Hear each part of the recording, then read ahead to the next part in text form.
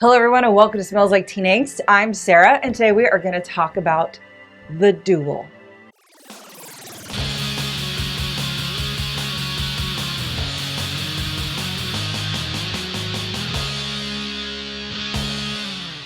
Before we get started, make sure you are subscribed to our channel so you don't miss out on any of our other angsty content. And now let's talk about The Duel. The Duel stars Dylan Sprouse and Callan McAuliffe play Woody and Callan, two best friends. Well, they used to be best friends. That is until Dylan Sprouse's character sleeps with Callan's girlfriend. And not just once, but for 3 months. So when Woody finds out that Callan has been sleeping with his girlfriend, he takes things to the extreme, and not the extreme that you might think. We are not having like a fight. We are not having like angry internet war. No. He contacted a gun club collector academy kind of thing run by Patrick Warburton in order to challenge his now ex-best friend to a duel. According to Google, it's an arranged engagement in combat between two people and/or idiots with matched weapons in accordance with pre-arranged rules. Now, no duel is complete without your seconds. And we do have two besties that are also in this friend group that I actually think make the movie.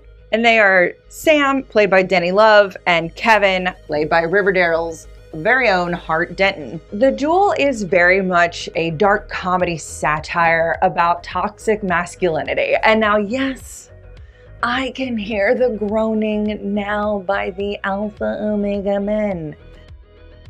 However, let's take a step back and listen and don't be triggered by that word. Because for a very, very, very long time, the way that men were told they're supposed to handle squabbles was not with their words.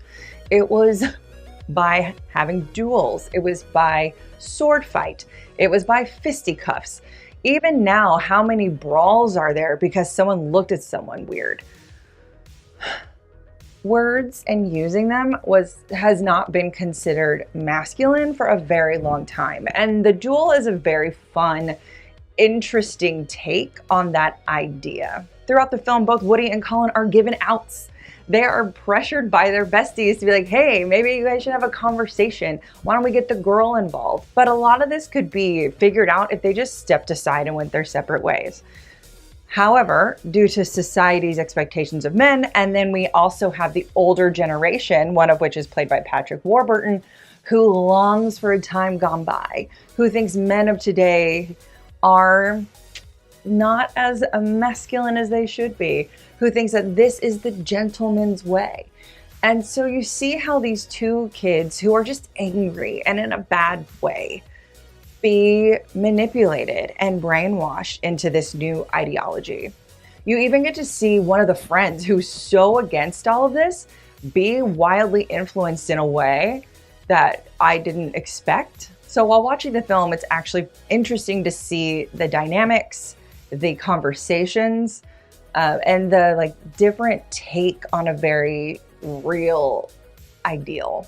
I think the best friends are my favorite part of the movie. While they are the comedic relief, they do go through a lot of the narrative and exposition necessary in order to explain how a duel could possibly even happen in modern day. And they get put into some weird, hilarious situations. That said, this movie does drag a little bit. It is only 90 minutes. And the duel, which you can't have early, is towards the end. Anyone that complains about it being towards the end, what else are they supposed to do? You can't have the duel at the beginning. Are we gonna have a flashback on how we got here? That would have been terrible. But because there is so much exposition on how we have to get there, the film really does drag a lot.